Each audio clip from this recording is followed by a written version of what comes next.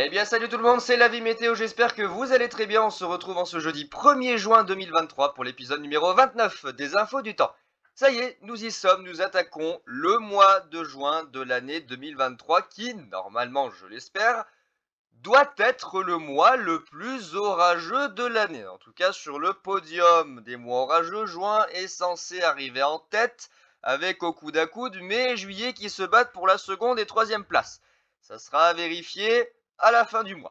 Pour le moment, on reste dans la synoptique d'un anticyclone bloqué comme depuis une semaine, on va rester encore dans cette synoptique pendant un petit moment, d'un anticyclone positionné sur l'Atlantique Nord qui n'arrive pas à bouger, et des systèmes dépressionnaires, des gouttes froides, marées barométriques qui continuent de transiter entre les Açores, le Portugal, l'Espagne, le nord de l'Algérie, le nord du Maroc, la Tunisie, le sud de la France, la Corse, la Sardaigne, la Sicile, l'Italie, les Balkans, jusque du côté de la Turquie. En gros, vraiment toute cette zone sud-Europe, bassin méditerranéen, va rester encore quelques jours sous l'influence de marées barométriques et de zones d'orage incessantes. Pendant ce temps, la moitié nord va rester encore sous l'influence de l'anticyclone, mais il est possible que la situation se débloque un petit peu pour la première quinzaine de juin. Pour l'instant, je ne vais pas trop détailler là-dessus.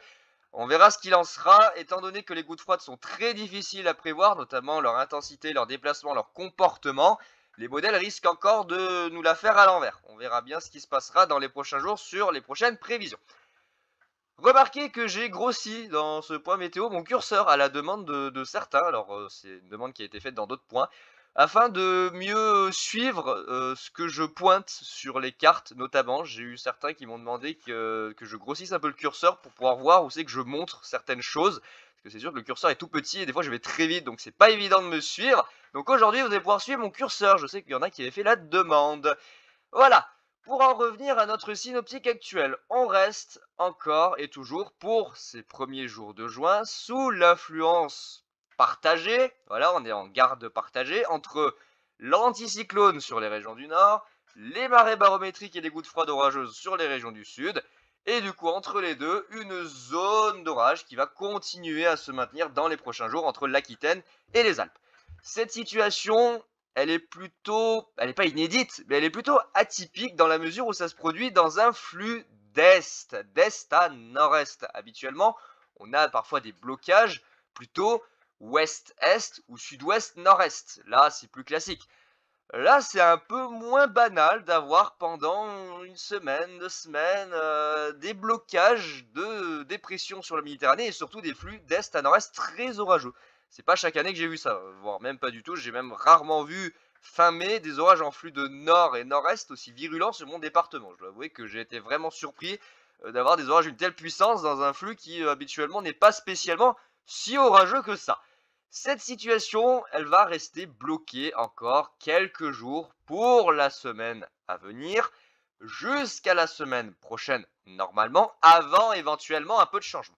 Donc ça va rester bloqué avec notre cher anticyclone que certains détestent vraiment beaucoup là en ce moment, qui reste positionné sur l'Atlantique Nord, qui englobe globalement une grande partie de l'Atlantique Nord, plus particulièrement les îles britanniques, le nord de l'Europe, le nord de la France, et toujours notre marée barométrique semi-dépressionnaire, avec des gouttes froides qui transitent un peu n'importe comment, entre les Açores, l'Atlantique centre-sud, jusqu'aux Balkans, avec toujours des tendances orageuses. Et ça va se poursuivre dans les prochains jours, et on va notamment parler de vendredi, samedi, dimanche et lundi, où il pourrait y avoir à nouveau des orages localement violents sur la moitié sud du pays, plus particulièrement entre Pyrénées, Aquitaine, Occitanie, Auvergne-Rhône-Alpes et PACA.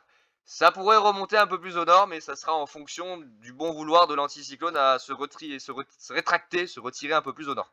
On verra, ça on aura le temps d'en reparler. Pour l'instant, la moitié sud, vous allez rester sous l'influence, on va rester sous l'influence d'un marée barométrique, d'un flux d'est et surtout de systèmes orageux qui vont reprendre en journée avec la hausse des températures, puisqu'il faut savoir qu'hier on a eu quand même un petit peu moins d'orages que prévu ici à l'est du Rhône, même si on a réussi à en avoir, du fait que de l'humidité des orages d'Italie la veille nous a envahis dans la matinée avec du coup des nuages bas, des plaques de stratus qui sont venus un peu boucher le ciel. Bon, heureusement il a fait quand même jusqu'à 25 degrés parce que ça s'est un peu morcelé et j'ai réussi à avoir des orages hier soir. Vraiment, j'y croyais pas, hein, mais au dernier moment, j'ai quand même réussi à avoir de la foudre, vraiment sur le dernier orage de la journée. Donc cette situation va rester bloquée, on va toujours avoir notre anticyclone qui commence à faiblir petit à petit, et nos systèmes de gouttes froides et de marées barométriques qui se maintiennent encore et encore et encore et encore sur les mêmes latitudes entre les Açores et les Balkans. À voir si cette situation se débloque pour la première quinzaine de juin, avec, vous voyez, possiblement une petite ouverture qui pourrait se faire. Il va falloir surveiller, elle, là. Cette goutte froide qui ne cesse de tourner en rond, là, autour des Açores. Vous voyez, regardez, elle est là. Regardez, elle est là à 1010 à gauche, là, regardez. C'est elle. Elle va stagner, revenir en direction des Açores, puis remonter possiblement, et ça sera à surveiller. Alors, elle va plus ou moins y arriver, ça dépendra au bon vouloir de l'anticyclone. Remonter peut-être en direction de l'Europe de l'Ouest, nous apportant un flux de sud-ouest. C'est pas certain, pas tous les modèles le voient, vous allez voir qu'il y a encore quelques désaccords. En tout cas, pour la semaine prochaine et cette semaine, retenez bien que le pays va être encore coupé en deux.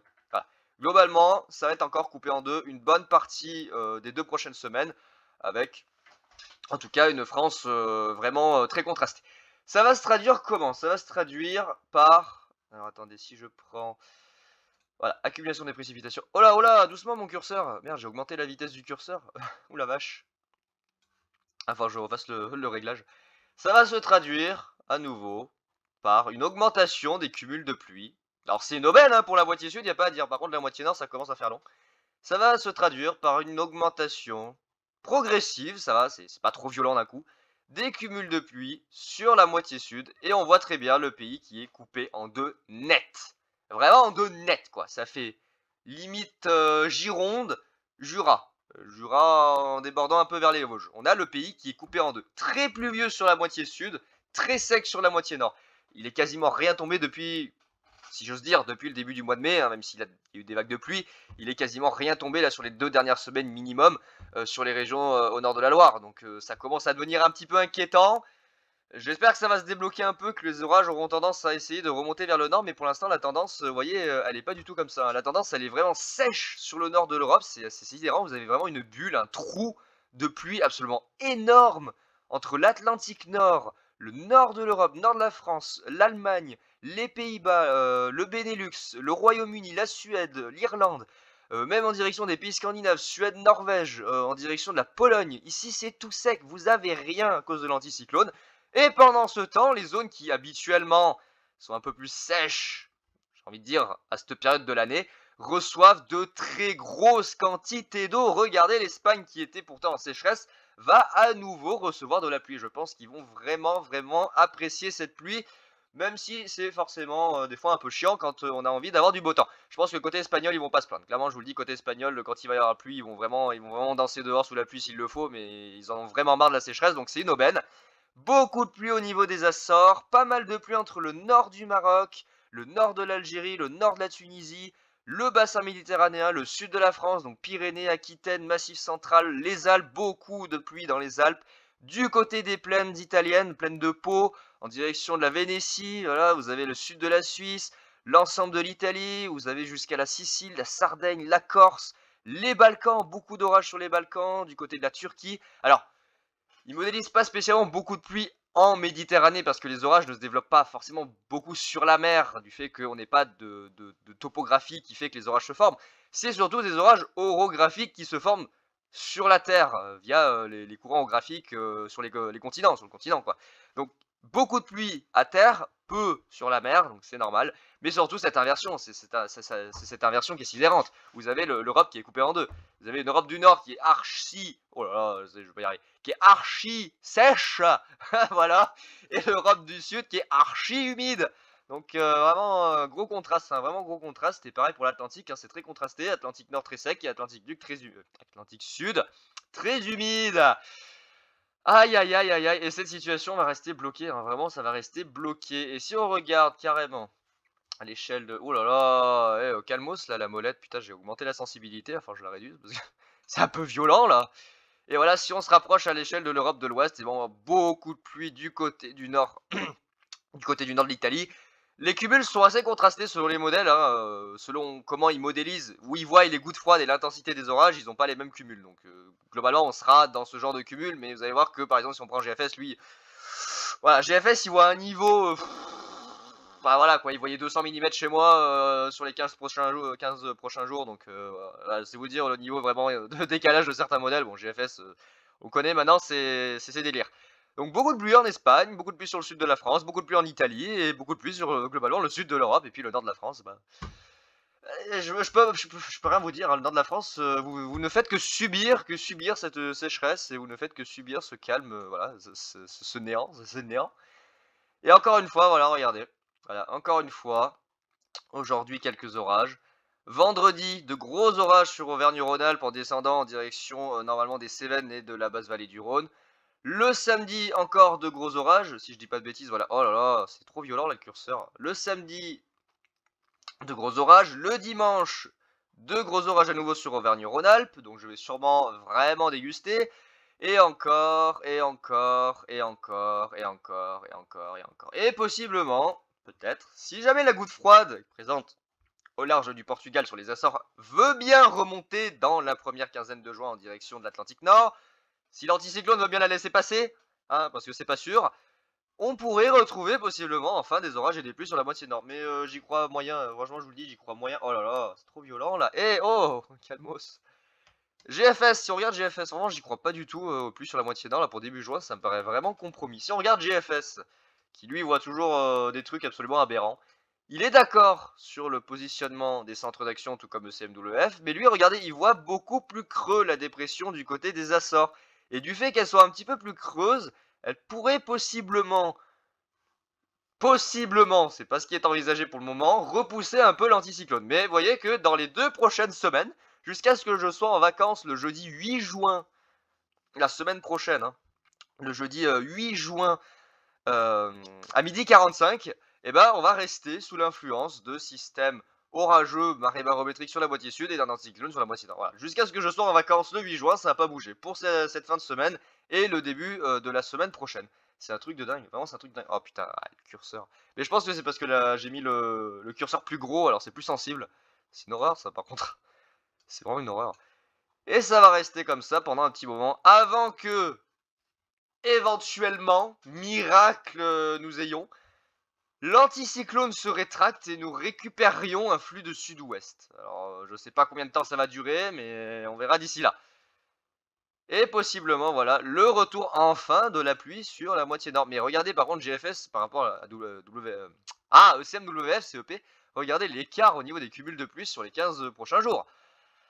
Alors, on n'est pas sur les mêmes niveaux là, là on dépasse les 150-200 mm localement. Regardez juste sur la France, regardez sur la France les cumuls de pluie qu'il annonce. Je veux dire, moi je suis noyé entre le 150, ouais, entre le 100 et 150 mm. What the fuck, le Massif central, les Pyrénées, le sud-ouest, vous allez tous mourir. L'Italie, alors l'Italie n'existe plus, l'Italie est sous l'eau, hein, clairement, voilà, c'est la noyade, c'est l'arche de Noé en Italie. L'Espagne, tranquille, hein, mais quand même 150 mm, puis alors les Balkans, toute la zone des Balkans, c'est une horreur. Hein. Attendez, on va se rapprocher un peu des Balkans. Ah, regardez, la zone des Balkans, c'est terrible, hein, c'est terrible, les quantités de pluie, non mais c'est aberrant. Attendez, c'est aberrant. Trop rapide là. C'est aberrant, attendez. C'est chiant. Vraiment, c'est chiant, c'est trop rapide. Ah, reviens là. Voilà, regardez. Oh là là, regardez-moi ça, c'est cumul aberrant. 165, 104, 124 mm. 200 mm en Italie, là. Oh là là, sur les Alpes italiennes. Les Alpes suisses. Et les Pyrénées, la Corse. Ah, et un peu la Sardaigne, mais ça va. Les Pyrénées, le sud-ouest, le Massif central, Auvergne-Rhône-Alpes, qui se retrouvent noyés littéralement. Alors les poissons qui nagent avec nous. C'est génial, c'est génial. On va se transformer en aquarium géant. Voilà, on va se transformer en un aquarium géant. Alors, il y avait des poissons qui vont nager avec nous en Auvergne-Rhône-Alpes, c'est génial. Pareil sur les Pyrénées, vous allez vous transformer en aquarium. Alors l'Italie, c'est l'océan. Hein, vraiment, l'Italie, c'est la noyade là. Ah putain, l'Italie. C'est n'importe quoi, vraiment, c'est n'importe quoi. C'est tout inversé cette année, c'est tout inversé. Ah, c'est chiant. C'est tout inversé, vraiment c'est tout inversé. Je vais juste regarder ce qu'il annonce GEM. Au niveau des cumuls total. Ouais, pareil. Hein. Pareil, ça reste bloqué, mais vous voyez, ça tend à remonter vers le 10 juin en direction du nord. C'est pas sûr, c'est pas sûr. Alors, pour se rapprocher un petit peu de notre pays, on va se rapprocher de la France. Alors, je vais pas ouvrir Windy parce que j'ai peur que ça fasse cracher ma capture d'écran. La dernière fois que j'ai utilisé, ça a été vraiment juste. J'ai eu peur que ça se ferme. On va regarder Windy. ECMWF mais via Météo Ciel et non pas via Windy.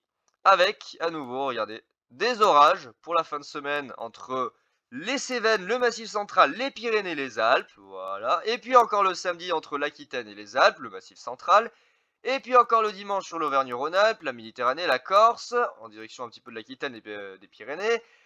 Et ensuite ça se calme un petit peu, mais toujours globalement un risque orageux qui reste actif entre les Pyrénées et le sud-est. Et puis le mardi sur l'Aquitaine et encore un peu le sud-est. Et le mercredi à nouveau entre les Pyrénées et les Alpes du Sud.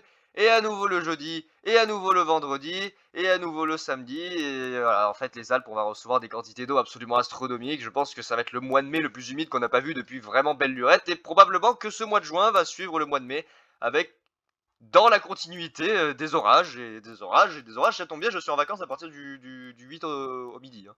Le 8 à midi 45, je suis en vacances pour 2 semaines. 2 semaines. D'ailleurs, durant ces 2 semaines, je vais m'entraîner à utiliser mon appareil photo avec ma cellule. Parce que là, actuellement, je n'ai absolument pas le temps de m'en occuper, donc je vais pouvoir un petit peu faire des entraînements. Et peut-être, je l'espère, commencer à faire mes premières photos de foudre. Enfin, tenter de faire des photos de foudre. Hein. Je ne sais pas dit que j'y arrive pour l'instant avec l'appareil. Le téléphone fait plus ou moins bien le taf. Ça dépend le type d'éclair. Mais je vais tenter, je dis bien tenter cet été d'avoir quelques captures avec ma cellule. Donc ouais, l'Espagne hein, qui s'en sort très bien, l'Italie, le sud de la France, hein, les Pyrénées, le sud-ouest, le Massif central, et les Alpes jusqu'aux portes Jura et des Vosges, les Balkans, et toute cette zone-là, les Nord-Algérie, Tunisie. D'habitude, c'est des zones ultra sèches où il pleut presque jamais. Il y a 2-3 orages qui se battent au printemps et après c'est terminé. Ils ont 45 degrés. Ah bah là, cette année, je pense que les 45 degrés, ils doivent pas les sentir passer. Hein. Ah, ils doivent même se demander ce qui se passe. Il doit y avoir des inondations. Je suis sûr, il doit y avoir des inondations dans le désert. J'en suis sûr, il y a des zones désertiques qui doivent être inondées. J'en suis sûr, je sais pas pourquoi je dirais qu'il y a des zones désertiques du côté de l'Algérie qui doivent être inondées, ou Tunisie, même la Tunisie, je pense qu'il doit y avoir il doit y avoir des crues. C'est obligé d'avoir des crues sous les orages parce que c'est des zones normalement assez désertiques où il pleut pas beaucoup. Donc ouais, là, il y a un problème, là. C'est inversé, c'est totalement inversé. Alors, pour les prochains jours, regardez, pour les prochains jours, ça va se traduire à nouveau par des orages localement violents, hein, vendredi, samedi, dimanche, sur la moitié sud du pays. Plus particulièrement entre l'Aquitaine, la vallée du Rhône, le sud du Massif central et les Alpes. On va retrouver, pour la journée de vendredi particulièrement, à nouveau un risque d'orage localement fort, voire localement violent. Alors peut-être même violent du côté de l'Aquitaine, encore une fois dans un flux de nord-est, hein, pour ne pas changer d'habitude depuis une semaine, hein, n'est-ce pas? Voilà, à nouveau des orages localement violents qui pourraient éclater dans cette zone.